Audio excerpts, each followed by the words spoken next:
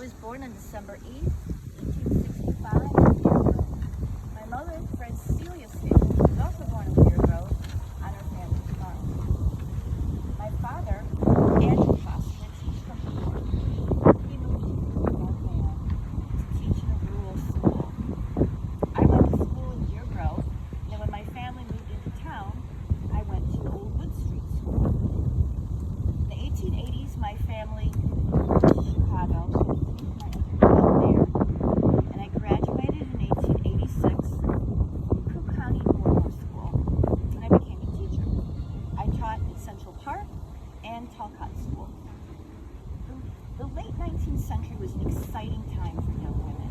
More and more of us were entering the workforce to do not open children. I was a particularly ambitious young lady, so I went to night school, and in 1894 I graduated from the Chicago School of Law.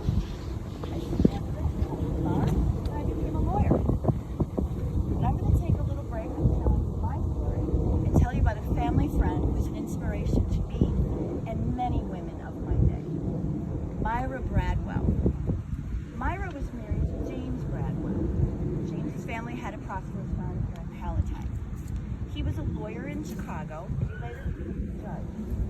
Myra also went to study law, and in 1869 she passed the bar with high honors. She made the first application by a female to practice law in the state of Illinois. But the Illinois Supreme Court denied her application, simply because she was a woman. If you ask me, the rationale for denying Myra is pretty flawed. They said it would open up the floodgates of women wanting to follow in Myra's footsteps and become lawyers and gosh knows what else. Those brutal cases would destroy the delicacy which women should be dealt with. And finally, my personal favorite, female lawyers would have a bad influence on the administration of justice.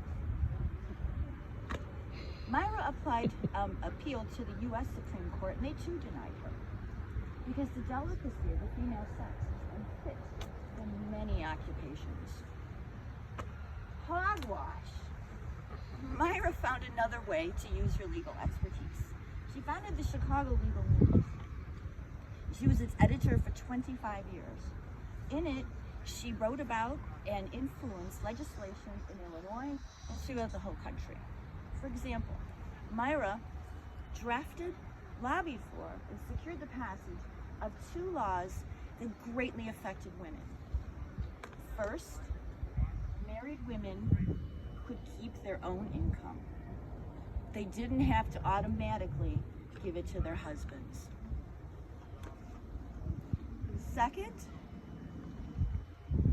women now had equal custody to their children.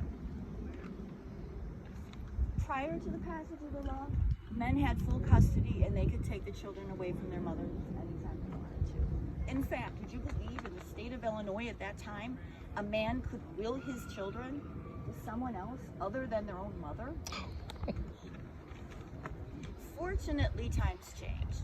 And in the early 1890s, with some help from Judge Bradwell, Myra was finally granted a license to practice law by both the Illinois and U.S. Supreme Court. They granted it non pro tunc, which means now for then as of the date on the original application, which you may recall was 1869. So technically speaking, Myra was the first female lawyer in the state of Illinois.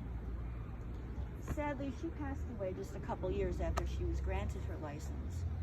Her daughter Bessie, who was a really good friend of mine, took over editing the Chicago Legal News, and she continued to support our women's causes. As for me, I found my way in the circles at law circles in Chicago and worked alongside another female lawyer, Miss Miller, on several cases. Unfortunately, my career was short-lived. I caught a severe attack of the grip that led to consumption. I worked as long as I could in my law practice, but I became too weak and I had to stop. My mother took me to Alabama, hoping that the warmer weather might help.